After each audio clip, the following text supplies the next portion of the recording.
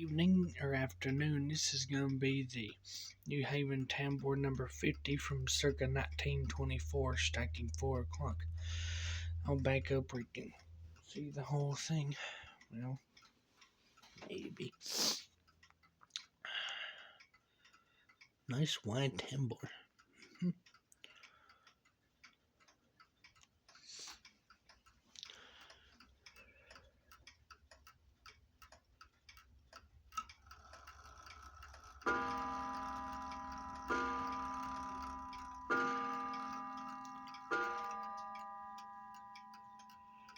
And there you have it. Kind of a simple sound, but it's pleasant to listen to.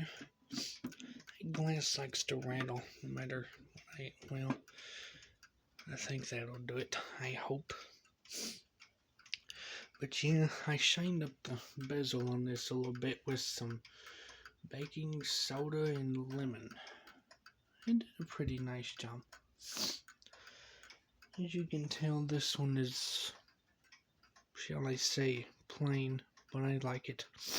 It's obviously not as fancy as this, but yeah, not as imposing either. Thank you very much for watching. Bye bye.